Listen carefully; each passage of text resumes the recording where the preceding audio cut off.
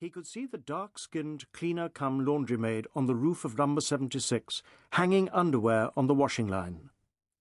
The Mali was on the first-floor balcony, watering the potted plants.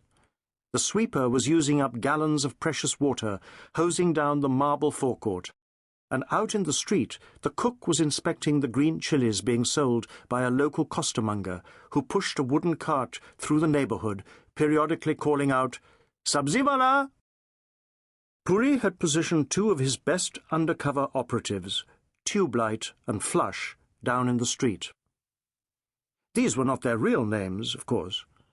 Being Punjabi, the detective had nicknames for most of his employees, relatives, and close friends. For example, he called his wife Rumpy, his new driver Handbrake, and the office boy, who was extraordinarily lazy, Doorstop. Tubelight was so named because he was a heavy sleeper and took a while to flicker into life in the morning. The 43-year-old hailed from a clan of hereditary thieves and therefore had been highly adept at cracking locks, safes, and ignitions since childhood. As for Flush, he had a flush toilet in his home, a first for anyone in his remote village in the state of Haryana. An electronics and computer whiz, during his career with Indian intelligence, he had once managed to place a microscopic bug inside the Pakistani ambassador's dentures. The other member of the team, Face Cream, was waiting a few miles away and would play a crucial part in the operation later that evening. A beautiful and feisty Nepali woman who had run away from home as a teenager to join the Maoists but became disillusioned with the cause and escaped to India, she often worked undercover, one day posing as a street sweeper, the next as irresistible bait in a honey trap. Puri himself was known by various names.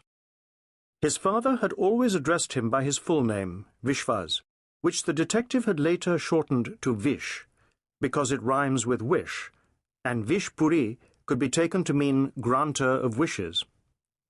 But the rest of his family and friends knew him as Chubby, an affectionate rather than a derisive sobriquet, although, as Dr. Mohan had pointed out so indelicately, he did need to lose about 30 pounds.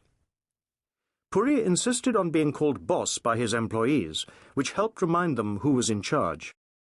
In India, it was important to keep a strong chain of command. People were used to hierarchy, and they responded to authority. As he was fond of saying, "You can't have every Johnny thinking he's a Nelson, no?" The detective reached for his walkie-talkie and spoke into it. "What's that Charlie up to? Over," he said. "Still doing time pass, boss," replied Flush. There was a pause before he remembered to add the requisite, "Over." Flush, who was 32, skinny, and wore thick milk-bottle-bottom glasses, was sitting in the back of Puri's Hindustan ambassador, monitoring the bugs the team had planted inside the target's home earlier, as well as all incoming and outgoing phone calls. Meanwhile, Tubelight, who was middle-aged with henna-dyed hair and blind in one eye, was disguised as an auto-rickshawala in oily clothes and rubber chappals. Crouched on his haunches on the side of the street among a group of bidi-smoking local drivers, he was gambling at cards. Puri, a self-confessed master of disguise, had not changed into anything unusual for today's operation, though seeing him for the first time you might have been forgiven for thinking this was not the case. His military moustache, first grown when he was a recruit in the army, was waxed and curled at the ends. He was wearing one of his trademark tweed Sandown caps, imported from Bates of Jermyn Street in Piccadilly, and a pair of prescription aviator sunglasses. Now that it was November and the intense heat of summer had subsided, he had also opted for his new grey safari suit. It had been made for him, as all his shirts and suits were, by Mr. M.A. Pathan of Connaught Place, whose grandfather had often dressed Muhammad Ali Jinnah, founder of Pakistan.